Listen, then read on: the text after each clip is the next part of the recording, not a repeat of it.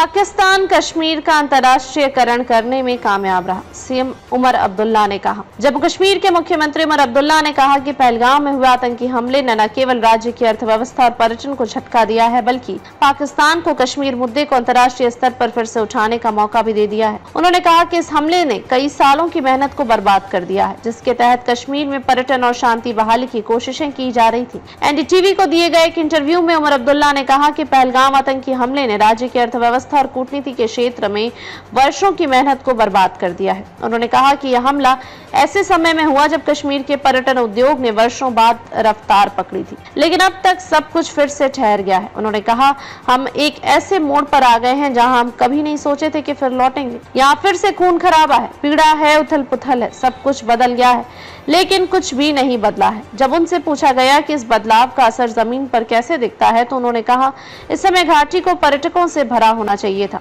अर्थव्यवस्था को फल फूलना चाहिए था, बच्चे स्कूलों में होते, एयरपोर्ट पर हर दिन 50 से 60 फ्लाइट्स उतरती, लेकिन अब घाटी खाली पड़ी है, स्कूल बंद है, हवाई अड्डा और एयर स्पेस दोनों बंद है। मुख्यमंत्री ने चिंता जताई कि पाकिस्तान ने एक बार फिर जानबूझकर कश्मीर मुद्दे को अंतर्राष्ट्रीय मंच पर लाने की कोशिश की है। उन्होंने कहा, जब मैं कहता हूं कि कुछ भी नहीं बदला है, तो इसका मतलब है कि पाकिस्तान ने दुर्भाग्य से फिर से जम्मू और कश्मीर के मुद्दे को अंतर्राष्ट्रीय बनाने में कामयाबी हासिल कर ली है। उन्होंने कहा, अमेरिका मध्यस्थ की भूमिका में खुद को शामिल करने के लिए उत्सुक है। उन्होंने ये भी कहा कि भारत और पाकिस्तान के बीच जो संघर्ष विराम अब तक किसी तरह से बना हुआ था, वह अब टूट चुका है। अब हम यह देखने को मजबूर हैं कि आज रात क्या होता है। उमर अब्दुल्ला ने याद करते हुए कहा कि 3 हफ्ते पहले तक पहलगाम का इलाका पर्यटकों से भरा हुआ था, वहां रौनक थी, जिंदगी थी, लेकिन फिर भी वह भयावह नरसंहार हो गया। 22 अप्रैल को आतंकवादियों ने कश्मीर के सुंदर बैसरन मैदान में हमला कर दिया।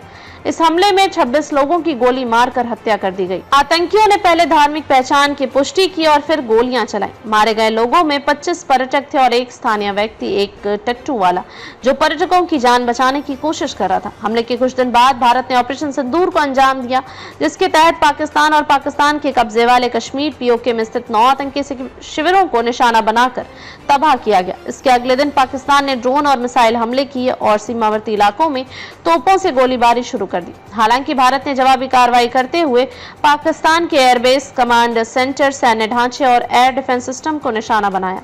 इसके बाद चौथे दिन पाकिस्तान ने अपने कदम पीछे खींच लिए और हालात में अस्थायी शांति आई।